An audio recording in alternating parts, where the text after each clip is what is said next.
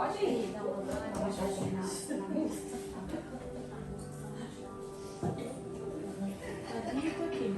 Eu posso camisar? Ô, gente, sabe o que eu tava falando no começo? Que geralmente é o pastor Matheus que cuida, né, de todas essas... do slide que vai pra lá, do não sei o que, do tananã. E aí a ausência deles é uma oportunidade para outros se levantarem, né? A ausência da pastora Bia é uma oportunidade para outros se levantarem.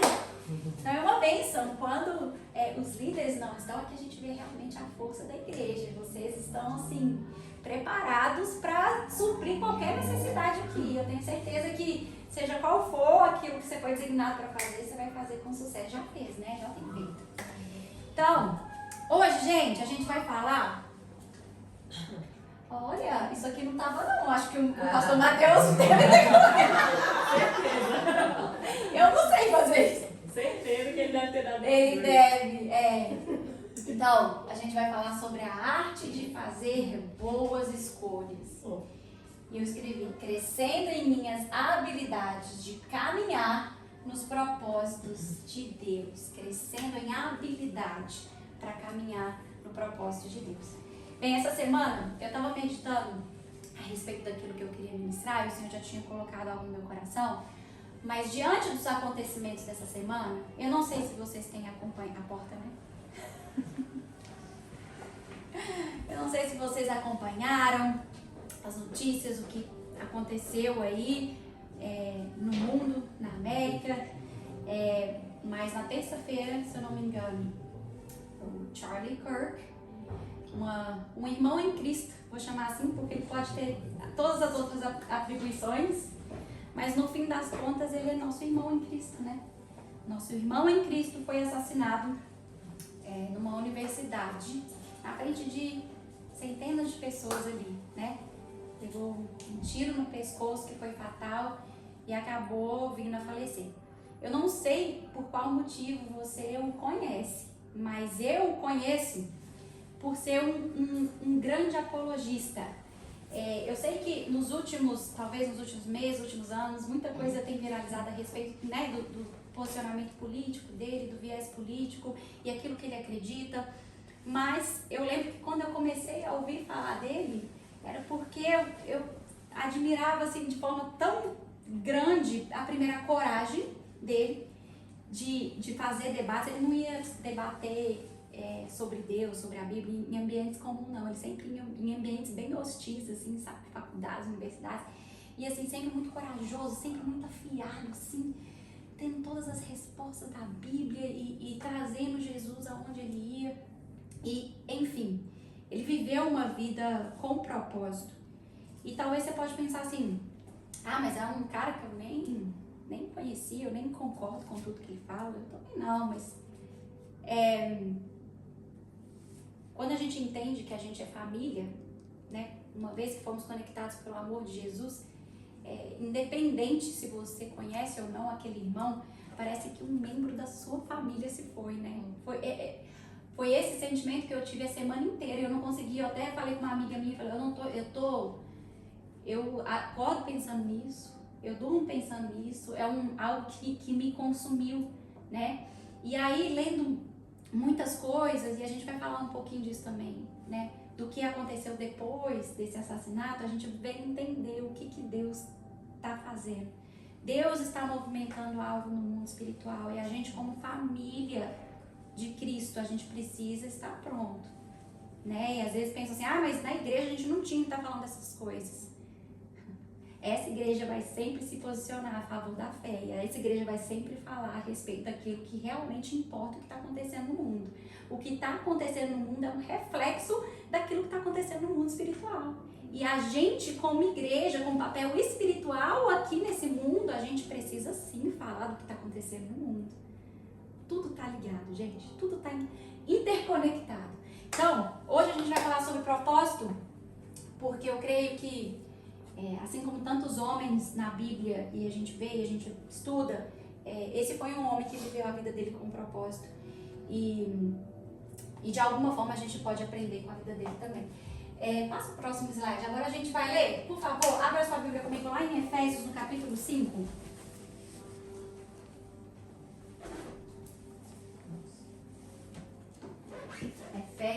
capítulo 5, lembra? A gente está falando de fazer boas escolhas que vão impactar o meu propósito. Escolher de forma certa para caminhar no propósito que Deus tem para a minha vida. Então, Efésios no capítulo 5, os versículos de 8 a 14, diz assim: porque antes vocês eram trevas, mas agora são luz do Senhor. Vivam como filhos da luz, pois o fruto da luz consiste em toda bondade, justiça e verdade. Aprendam a discernir o que é agradável ao Senhor. Não participem das obras infrutíferas das trevas, antes exponha-nas à luz, pois é vergonhoso até mencionar as coisas que eles fazem no oculto. Tudo, porém, que é exposto pela luz, torna-se visível, pois a luz torna visíveis todas as coisas. Por isso é que foi dito: desperta, ó tu que dormes, levanta-te dentre os mortos e Cristo resplandecerá sobre ti. Quero que a gente foque a nossa atenção na parte ali que eu deixei marcada no versículo. Aprendam a discernir o que é agradável ao Senhor. Se é algo que a gente pode aprender, é uma habilidade que precisa ser desenvolvida, não é? Então diz que a gente precisa aprender a discernir o que é agradável. E aí o texto fala, né, que tudo aquilo que é exposto à verdade, luz é trazida àquela situação. Então tudo aquilo que a gente discerne no Espírito, a gente pode trazer à luz do Senhor. Próximo. E aí continua no mesmo texto, tá? Versículo 15 ao 17 agora. Tenham cuidado com a maneira como vocês vivem, que não seja como insensatos, mas como sábios, aproveitando ao máximo cada oportunidade, porque os dias são maus. Portanto, não sejam insensatos, mas procurem compreender qual é a vontade do Senhor. De novo, procurem compreender qual é a vontade do Senhor. Às vezes a gente como cristão, a gente tem mania, né, de pensar que a vontade de Deus para a nossa vida é algo totalmente inacessível. A gente não tem como acessar essa informação. A gente não tem como acessar o que Deus pensa. Não tem como, isso é algo reservado para Ele. E eu creio que tem coisas que Ele escolheu não revelar mesmo. Ele, como Deus, reservou coisas para nós que vai ser só revelada à medida que a gente anda no nosso caminho. Mas existem outras coisas, e a palavra nos garante, que são reveladas através do Espírito Santo. E esse versículo e o outro suportam essa ideia de que, uma vez que nós buscamos, procuramos compreender e discernir a vontade do Senhor, ela é feita disponível a nós para que a gente ande a vida aqui com propósito, para que a gente saiba escolher o que é certo, para que a gente só não viva a nossa vida escolhendo aleatoriamente, escolhas que não vão nos levar a lugar nenhum. Mas Deus deseja que a gente possa escolher com propósito. A nossa vida, desde que no momento que a gente acorda, no momento que a gente dorme, a gente encontra decisões que a gente tem que tomar, seja das mais bobas, tipo, escolher a roupa que eu vou vestir para o meu dia, ou então, que contrato que eu vou fechar hoje, será que eu trabalho com essa pessoa ou não, será que eu atendo esse cliente ou não, escolhas importantes, será que eu convido tal pessoa para vir até a minha casa hoje? A gente tem que tomar decisões todos os dias. Quão maravilhoso seria se a gente soubesse, tivesse convicção que todas as escolhas que a gente faz, a gente busca antes de qualquer coisa, saber o que o Senhor pensa a respeito daquilo, mesmo que sejam pequenas ou grandes. E óbvio que a gente vai cometer erros, né? Mas o nosso coração precisa sempre ser o quê? Procurar. E a gente vai ver, não precisa abrir, mas Provérbios capítulo 2, se você quiser anotar, ele vai falar muito a respeito disso aqui. A gente sempre tem que, quando a gente está estudando a Bíblia, a gente sempre tem que buscar interpretar a Bíblia com a Bíblia. Então, se a gente quer entender o que o autor está falando, quando ele fala assim, não seja insensato, mas seja sábio, a gente tem que buscar saber, não é o que sabedoria significa no mundo, não. A gente tem que buscar entender o que sabedoria significa de acordo com a Bíblia. Então, quando o autor está falando assim, não seja insensato, seja sábio, o que ele está querendo dizer? Provérbios, no capítulo 2, você pode ler depois na sua casa. Eu vou ler apenas algumas frases. Que fala assim, que em relação à sabedoria, a gente precisa procurá-la como a gente procura a prata e buscá-la como quem busca um tesouro escondido. Ou seja, não é uma postura que eu não tenho que fazer nada. Eu preciso persuadir a sabedoria, eu preciso buscá-la, eu preciso ir atrás dela como quem vai de um tesouro escondido. E depois fala assim, e quem teme ao Senhor e achará o conhecimento de Deus, pois o Senhor é quem dá a sabedoria. Quem que dá sabedoria, gente? O Senhor. E da sua boca procede o quê? O discernimento. A gente acabou de ler no versículo anterior sobre discernimento, que a gente precisa buscar o discernimento. Só que a Bíblia está falando onde encontrar. A Bíblia fala que o discernimento a gente encontra onde? Da boca do Senhor. Então, sabedoria e discernimento estão em um lugar, gente. Esse lugar é o lugar secreto. É o lugar que a gente ouve a Deus. É o lugar que a gente consegue ter comunhão com o Senhor e entender. E às vezes a gente fala, mas eu nunca ouvi Deus. Eu nunca ouvi a voz de Deus. Mas quando você está ali em oração, no seu secreto, você e o Senhor, e às vezes você apresenta alguma coisa para o Senhor, alguma dúvida, alguma questão, e de repente você sente uma paz tão grande em relação a uma escolha, uma decisão. Entenda, isso é o Senhor falando com você. O Senhor fala através da paz. Sabe o que a Bíblia fala? Que a paz, o Espírito Santo em nós, ele é como um árbitro, ou seja, ele é como uma bússola. Ele vai apontar o caminho que a gente deve seguir. Então, por exemplo, você está ali orando, confuso sobre uma situação, não sabe o que fazer, e ora, e de repente vem uma paz sobre você e você conseguiu dar um passo em direção a uma determinada escolha. Isso é o Espírito Santo te direcionando. Pensa numa bússola.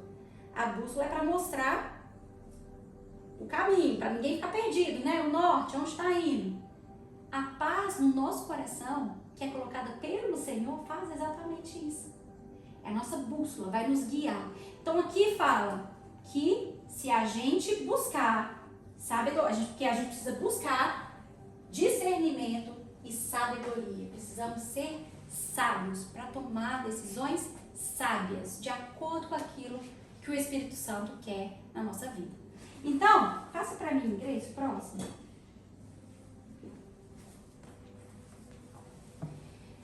E eu escrevi assim, o nosso melhor sim, que a gente está falando sobre escolha, né? Escolher uma coisa ou outra. O nosso melhor sim sempre será um sim com propósito. Um sim que apoia suas responsabilidades dadas por Deus, que honra sua capacidade e se alinha ao seu propósito a longo prazo. Presta muita atenção, muita atenção. Todas as vezes que você estiver diante de algo na sua vida, que você precisa escolher, que você não sabe o que fazer, lembre dessas 3 palavrinhas aqui, ó. Primeiro, será que esse sim que eu vou dar para essa coisa apoia as minhas responsabilidades atuais que Deus me deu? Você sabe quais são as suas responsabilidades aí que Deus te deu. Deus nunca vai trazer algo sobre a sua vida para quebrar a palavra dele que ele já colocou sobre a sua vida. Então, às vezes a gente quer muito novo. Ai, Deus, faz um novo, faz um novo, faz um novo, faz um novo. Mas será que eu estou honrando as minhas responsabilidades que Deus já me deu? Por exemplo, como mãe, eu tenho uma responsabilidade que é inegociável. Maridos têm outras responsabilidades que são negociáveis.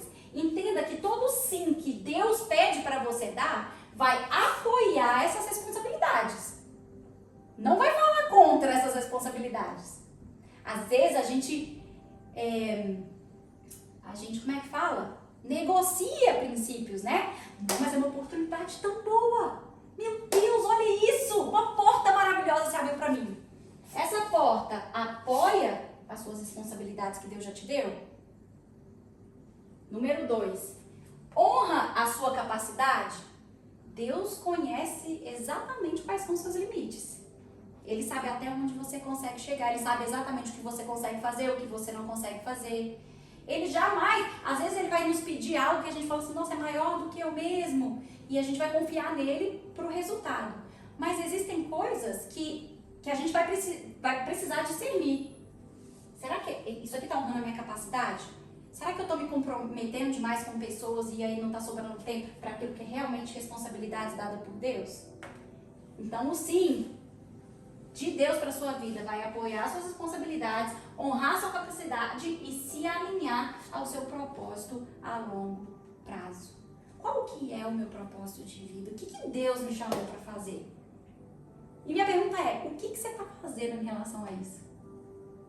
Se Deus te chamou para algo específico e você não está fazendo nada sobre isso, alguma coisa está errada. Ou você está dando sim demais para outras coisas, e aí não está dando mais espaço, né?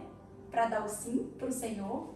Ou a sua mente já está cheia demais com tantas preocupações, tantas atividades, tantos ativismos, que aquela coisinha, aquela sementinha que Deus colocou no seu coração para que você fizesse a longo prazo, você não está conseguindo se alinhar com ela mais. Porque tem muita coisa na sua vida. Muita coisa. Hoje, essa mensagem é um pouquinho diferente do que eu costumo fazer. Mas é algo que o Senhor colocou no meu coração. E o Senhor falou assim claramente, Jéssica, tem muita gente entupindo a vida de programação, de compromisso e vivendo uma vida totalmente ativista, que não está tendo tempo para sequer refletir sobre o propósito. Todo mundo aqui carrega um propósito eterno. Todo mundo aqui carrega um chamado. Qual parte do seu dia você está parando para dedicar e se alinhar a esse propósito a longo prazo? O sim de Deus para sua vida, o sim que for o sim de Deus para sua vida, ele não vai ser bom só para hoje. Ele vai ser um sim que vai ser bom para amanhã também. Quando Deus te leva a dizer sim para algo que tem propósito, não vai ser bom só naquele momento, sabe? De tipo assim, ai, vai ser legal aqui, nananana. Não, vai ser um sim duradouro. Quantas vezes a gente faz escolhas hoje que a gente chega amanhã e fala assim, nossa, pra que eu fui me comprometer com isso? Pra que eu fui entrar nisso? Isso não é um sim que Deus traz pra sua vida. É um sim que você escolheu dar. Mas a gente precisa entender que o sim de Deus para as nossas vidas vai nos ajudar a alinhar o propósito eterno. E muitas vezes, para a gente conseguir chegar até esse sim, porque olha, a gente tem que se perguntar muita coisa, hein? Para se certificar que a gente está dando o sim certo. Muitas vezes, para a gente conseguir dar esse sim, a gente vai ter que dar não. A gente vai ter que falar não para outras coisas. E falar não é um ato de autoliderança e maturidade espiritual, muitas vezes. Gente, é muito difícil falar não. A gente quer agradar todo mundo, a gente quer que todo mundo goste da gente, a gente quer ser aquela pessoa que sempre vai estar ali para tudo que aquela pessoa precisar e lógico, como família, a gente tem que ter esse coração de servir. Mas a gente precisa se perguntar, Senhor, eu sei o que eu preciso falar sim, mas me ajuda a discernir o que eu preciso falar não. Porque para eu falar sim e ter tempo para eu gerir esse sim, eu preciso falar não para algumas coisas na minha vida. E isso é um ato de maturidade, gente. É um ato de liderança. Eu estava comentando com a Manu outro dia, né, a respeito de escrever. A gente está num processo aí de escrever e tal. E às vezes, não ir num evento, ou não ir para uma praia, ou não ir num shopping um dia com uma amiga, porque a gente está escrevendo, pode parecer loucura, porque as pessoas vão pensar assim, uai, mas você nem é escritora, o que você está fazendo? Sério mesmo? Que você vai deixar de passar tempo e comer alguma coisa e você está escrevendo? Mas se alinha ao seu propósito a longo prazo, esses pequenos sims ou esses pequenos nãos que você vai dar no seu dia a dia vai te ajudar a chegar onde você precisa chegar. Cada pequeno sim hoje para o propósito é uma sementinha. É uma sementinha. Mas cada não também é um espaço que você está abrindo na sua agenda para Deus fazer aquilo que Ele quer fazer, para você conseguir dedicar aquilo que Ele te chamou para fazer a longo prazo. A gente pensa muito no imediato, a gente é muito imediatista, né, gente? A gente quer o agora, e eu quero ver, e eu quero acontecer. Nossa, mas essa oportunidade é muito boa para mim, eu não posso perder essa oportunidade por nada. Talvez ela vai ser boa só agora, só nesse momento. Mas você, como cristão, você tem que estar focado naquilo que é bom para você a longo prazo, que é o seu propósito de vida, o seu chamado. Amém? Passa o próximo, por favor, Grace. E aí eu coloquei essa imagem porque reflete um pouquinho, né, do que aconteceu essa semana. E pensando especificamente nesse homem, eu escrevi: quando as suas escolhas estão alinhadas com o propósito divino, você será empoderado para viver com intenção, integridade e impacto. Intenção, integridade e impacto. Você vai ser conhecido por carregar o seu propósito, por viver o seu propósito, por viver o seu chamado. A gente sabe que, ouvindo todos os... A gente não conhece, né, intimamente, mas todos os amigos falando da integridade. A gente vê claramente a intenção e a gente vê o impacto que deixou. Eu estava assistindo uma das últimas entrevistas dele no podcast e ele estava mencionando, o entrevistador perguntou assim: pelo que você quer ser lembrado quando você morrer? Ele ainda falou: quando eu morrer? Muito novo, 31 anos. Ele quando você morrer, pelo que você quer ser lembrado? E a resposta dele foi: pela coragem de proclamar a minha fé. Ele queria ser lembrado por isso. E a gente vê que o impacto que deixou foi exatamente isso. Ele poderia ter morrido falando dos seus ideais políticos. Mas o que as pessoas que estão acordando, porque o que eu acredito que está acontecendo no mundo é um acordar, o que as pessoas que estão acordando têm falado mais é a respeito da fé desse homem. Não é nem necessariamente o que ele acreditava de forma política. Apesar dele acreditar que a sua fé embasava aquilo que ele acreditava politicamente. Mas, enfim, não é isso que a gente está aqui para discutir. Então a gente vê, ontem eu fiquei até, eu falei: mãe, eu fui dormir, eu fui deitar, não era nem 10 horas, mas eu fiquei tão comovida pelo que eu estava, meu coração estava queimando tanto pelo que estava acontecendo. Eu não sei se vocês têm acompanhado, mas a gente está vendo testemunho atrás de testemunho, depois da morte desse homem, de pessoas que talvez já tinham conhecido Jesus, se desviaram, pessoas que não acreditam em Deus, pessoas que o odiavam, falavam coisas terríveis a respeito dele, pessoas de todos os tipos no mundo inteiro, aos prantos, chorando, falando: eu não sei o que está acontecendo comigo, eu estou sentindo um negócio diferente, eu não sei, desde a morte dele, eu não consigo parar de ler minha Bíblia. Desde que ele se foi, algo está queimando no meu coração e eu não consigo mais acreditar daquela forma que eu acreditava ontem. Algo está acontecendo. E aí eu comecei a ver movimento, gente, no mundo inteiro. Movimento de oração, igreja se despertando, crente se despertando. E aí eu comecei a pensar: peraí, a gente tem que analisar esses movimentos, né? E aí eu fui estudar um pouquinho sobre o martírio. A gente vai ver que ao longo da história, todas as vezes que um mártir, uma pessoa que morria em prol da fé, ou por proclamar a fé, todas as vezes que alguém morria, e a gente já estudou sobre isso algumas semanas atrás, falando sobre Estevão, a vida de Paulo. O que aconteceu com Estevão quando ele foi apedrejado ali? Os fariseus achavam que eles estavam abafando, calando a voz daqueles que proclamavam o caminho, que eles chamavam, né, o evangelho. Vamos matar esse homem que aí resolve o nosso problema. Só que o que aconteceu? A igreja se espalhou pelo mundo conhecido daquela época e como resultado daquela perseguição, a igreja cresceu numericamente de uma forma que ninguém esperava. Mataram um, calaram um e nasceram milhares. Isso é a marca de um mártir.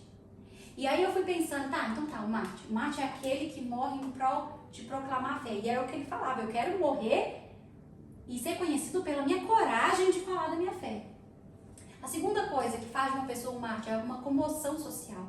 A gente vê comoção acontecendo no mundo inteiro. Inglaterra, Estados Unidos, para o mundo inteiro. Austrália, o mundo inteiro se comovendo. E terceiro, precisa haver fruto. Como resultado de um martírio, precisa haver despertar da igreja. E é exatamente isso que a gente está vendo. Pessoas que nem sequer conheciam a Bíblia, ou concordavam com a Bíblia, ou concordavam com absolutamente nada que ele falava, elas não estão nem aí, eles querem conhecer esse Deus, essa fé, elas não entendem por que algo está queimando dentro delas daquela forma. Elas só sabem que elas precisam conhecer esse Jesus. Isso é uma vida com propósito.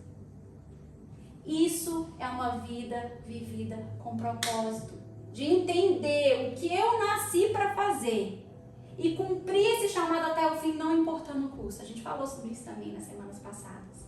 É entender o que eu preciso entregar o meu sim para o Senhor hoje. E confiar de que uma vez que eu viver esse chamado, esse propósito, eu vou viver aqui na Terra andando com tanto impacto que as pessoas não vão entender, mas elas vão ser movidas por dentro de tal forma que elas vão falar, eu preciso me render a Jesus. O que você tem dentro de você, menina? O que você tem? Eu não estou entendendo, mas eu estou aqui, eu comecei a chorar do nada. Eu não estou entendendo, mas aqui, eu estou lendo isso aqui. Você consegue me explicar o que a Bíblia está falando? Gerar fome no mundo. Uma vida vivida com propósito gera fome nas pessoas. E é isso que Jesus nos chamou para fazer, gente. Viver com intenção, sabe? Não é desperdição nos nossos dias, não. Eu tô cansada de ver crente falando, deixa a vida me levar. Eu vou viver a minha vida, eu vou vivendo, né? Aí deixa um dia. Não. A gente foi chamado para viver com intenção. A gente foi chamado para viver com integridade. Sabe por quê? Sem integridade não tem impacto. Sem integridade as suas palavras são vazias. Você fala, mas não significa nada, porque você não vive o que você fala. Intenção, integridade, como resultado, viveremos uma vida de impacto, que vai impactar para além das pessoas que nós conhecemos. Vai impactar pessoas que você nem imagina. Agora, eu imagino se o Charlie estivesse aqui hoje e ele visse o que está acontecendo no mundo, ele fala assim, gente, mas eu jamais imaginaria. Eu jamais imaginaria. Mas é isso. Você faz até onde você pode fazer. Quando você não puder fazer mais, quem que entra em cena? O seu Deus. Tudo que você tem que se comprometer a viver uma vida com intenção, integridade e o impacto ele vai trazer. Amém? Pode passar, por favor? E aí eu escrevi assim, cada sim equivocado rouba o espaço necessário para dizer sim ao que realmente importa. Eu só consigo pensar nessa imagem. Eu acho que talvez eu coloquei essa imagem porque eu já estou arrumando as malas para ir viajar. E se tem uma coisa que gente, me irrita muito, é levar coisa desnecessária na mala, porque eu odeio ficar carregando mala. Eu odeio ficar carregando coisa que eu não vou usar, sabe? E aí, só que pra gente conseguir levar somente o que é necessário, a gente precisa de planejamento, né? A gente precisa pensar, isso eu vou usar com isso vou usar. Mas, às vezes, por medo de, eu acho que eu vou precisar. Aí a gente acaba, colocando um monte de coisa, não é? Eu vejo a nossa vida exatamente assim. Às vezes, a gente está aqui, a gente está orando, Senhor, faz de novo, assim como a gente cantou. Senhor, derrama mais sobre a minha vida. Mas como? Em qual espaço que Ele vai fazer isso? Você já colocou tanta coisa na sua vida, você já depositou tanta coisa desnecessária, tantas atividades desnecessárias, tantos compromissos que não estão alinhados a longo prazo ao seu propósito de vida, que quando Jesus olha para a sua vida, ele fala, mas onde que eu vou colocar? Você já deu tanto seu sim para tantas coisas, que quando Deus de fato tem algo para entregar para você, não tem espaço para você receber.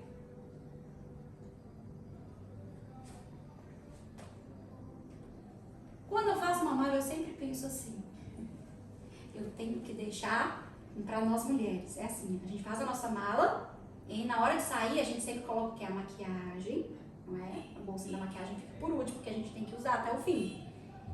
Escova de dente, não é? Fica para depois. na hora de fazer a nossa mala, o que a gente geralmente faz? Se a gente for organizada e planejadora, a gente deixa um espacinho na nossa mala para aquilo, não é? Mas e se a gente for desorganizada assim? E aí na hora de sair a gente tá com aquilo na mão falando, mas não tem onde nem colocar. E é algo tão necessário, mas não cabe. Para mulheres. Não cabe. É necessário pra gente. A gente gosta de estar bonita, né? Escovar o dente é bom, né, gente? Também. Mas não cabe na mala porque já tá cheio de outras coisas que a gente achou que a gente poderia usar, mas no fim das contas a gente vai levar e não vai nem usar. E aquilo que era de fato necessário não coube no final. Porque estava muito cheio. O que eu tô querendo dizer com isso, gente? Sabe que eu sempre gosto de trabalhar na minha vida com margem. Vocês vão entender. Margem. Margem é quando a gente faz tudo o que a gente tem para fazer e ainda assim a gente deixa um tempinho da nossa agenda aberto pro novo de Deus que a gente tem tanto pedido para acontecer. Sabe, deixar um pedacinho da nossa agenda em aberto para receber aquela provisão ou aquele contrato, ou aquele trabalho, ou aquela oportunidade que a gente tem orado tanto a Deus para receber. Às vezes a gente pede muito ao Senhor, mas a gente não prepara a nossa vida para receber aquela bênção que a gente está orando tanto para receber. Não é? Então, quero que você saia daqui com isso na sua mente. Margem. Minha vida precisa ter margem. Minha vida precisa ser uma mala que fecha, ainda tenha um espacinho livre para eu colocar aqueles últimos itens que eu sei que eu vou precisar e não podem ser negociáveis. A minha vida precisa ter um tempo onde eu vou buscar na fonte da sabedoria e do discernimento o que eu preciso escolher. Se a gente não tem margem na nossa vida, a gente entra num ativismo tão louco que a gente sai atropelando as nossas decisões, as nossas escolhas, e depois a gente acaba num lugar que a gente nem sabe por que a gente escolheu aquilo. Deus, por que eu me comprometi a isso? Por que eu escolhi isso? Eu nem lembro mais. Porque na velocidade do nosso cronograma, a gente não para buscar a sabedoria e o discernimento da boca de quem pode dar. Só um detalhe. Muita gente fala assim, mas com a idade, né, a gente fica mais sábio. A gente se torna mais sábio. É um conceito que o mundo fala. O conceito que a Bíblia fala sobre sabedoria é que ela vem de um só lugar. Conhecimento a gente ganha com o tempo. À medida que a gente vai aprendendo sobre coisas na vida, que a gente estuda, a gente vai, né, ganhando conhecimento, crescendo em conhecimento. Mas sabedoria vem de você buscar ao Senhor e entender da boca dele o que ele está falando para a sua vida. Sabedoria vem do Senhor. Conhecimento pode vir dos seus livros aí. Mas a sabedoria vem do Senhor. Amém? E aí eu coloquei algumas perguntinhas para a gente refletir. Antes da gente decidir, olha o que a gente precisa perguntar. Essa oportunidade se alinha ao meu chamado de vida? Número 2. Essa decisão vai sacrificar algo essencial, como minha família, meu trabalho, meu descanso e o meu congregar? É algo essencial. Essas coisas são coisas essenciais. Estou dizendo sim apenas porque tenho medo de dizer não? Ou seja, eu estou dizendo sim porque eu estou com medo de desagradar alguém e aí eu acabo dizendo sim, mas na verdade não era para eu dizer sim? Então, de novo, cada sim que você dá hoje vai tirando um espacinho dentro de você. Cada sim que você dá. Eu acho que eu coloquei isso na próxima. Põe aí, Grace. Eu coloquei, todo sim é uma troca. Você entrega tempo, energia e foco. Às vezes a gente dá sim, né? Sim, vamos. Faço. Sim. A gente esquece que é uma troca. A gente vai ter que dar energia, a gente vai ter que dar tempo, a gente vai ter que colocar o nosso foco. Ou seja, vai requerer algo de você. Você está pronto mesmo para entregar esse sim para essa coisa, para essa escolha? A postura do coração importa na tomada de decisões. Qual que é a postura do nosso coração que tem que ser, gente? Uma postura de alguém que está à procura do tesouro, que é a sabedoria. Ou seja, se eu estou à procura de sabedoria, se eu estou à procura do Senhor para me guiar na tomada das minhas decisões, isso importa. Isso vai fazer diferença para você e você vai ver os resultados finais, o quanto isso aqui importa. A sabedoria é vista no fruto da sua vida, não na velocidade da sua agenda. Eu amo essa frase. Às vezes a gente pensa assim, nossa, mas se eu for super atarefado, se eu for uma pessoa super busy, se eu for uma pessoa que só trabalha, se eu for uma pessoa que só mostra produtividade, olha como eu só trabalho.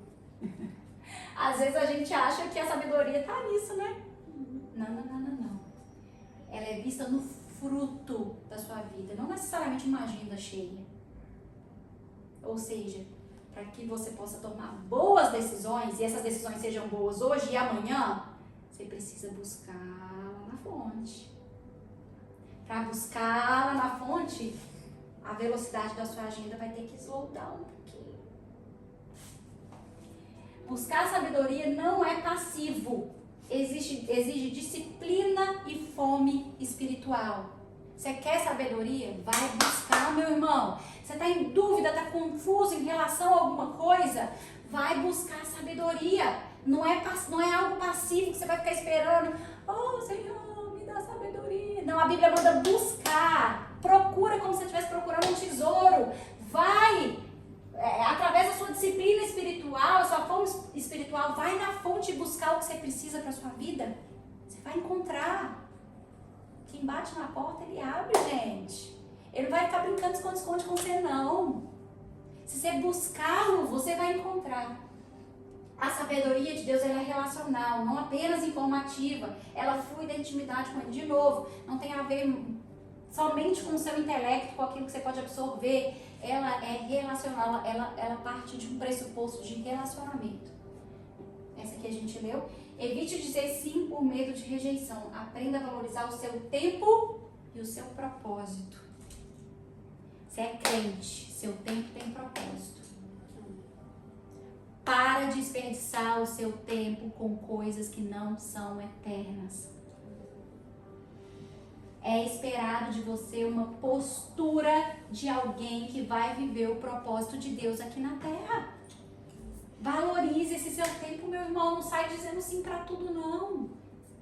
Tenha autocontrole, autodisciplina, autoliderança e maturidade espiritual. E aprenda a dizer não quando Deus está falando. Fala não. O seu tempo é muito precioso. Muito precioso. E ele precisa ser dedicado a fazer as coisas certas, para que no fim, a longo prazo, você cumpra o seu plano, o seu propósito, o seu chamado, cause um impacto na sua geração. É só assim que isso vai acontecer. Eu oro para que de alguma forma essa palavra traga a você uma convicção, para quando você chegar em casa e falar assim, Jesus, o que tem aqui na minha vida que está overpacked, ou seja, que está transbordando na minha mala?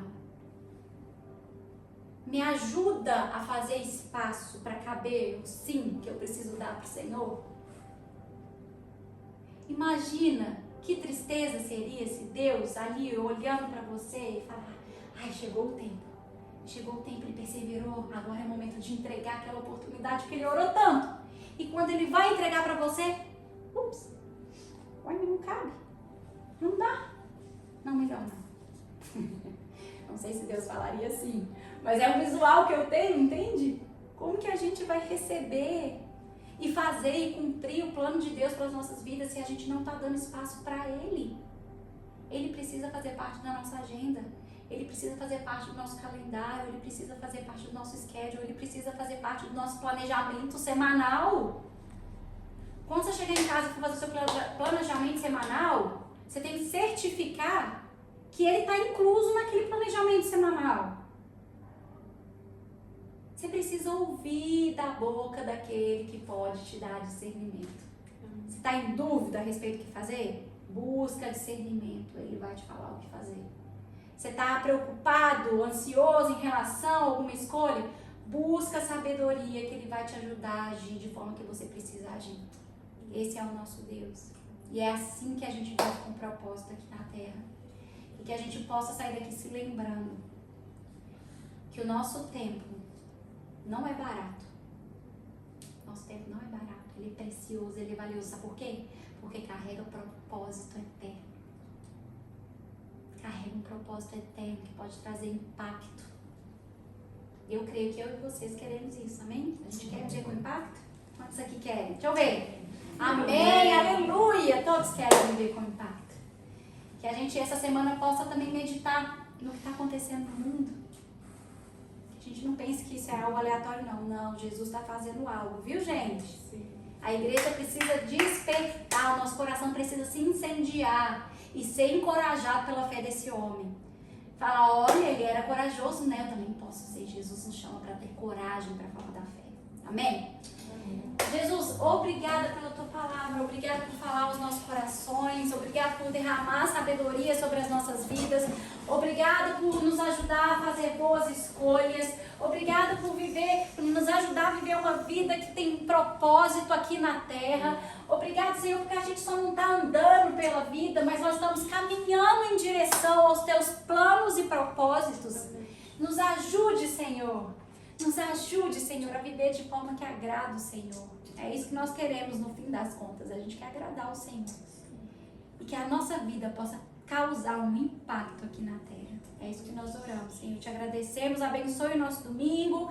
Abençoe a vida de todos aqueles que não conseguiram vir aqui hoje. Que onde eles estiverem, eles possam receber também da tua graça, da tua unção, do teu favor.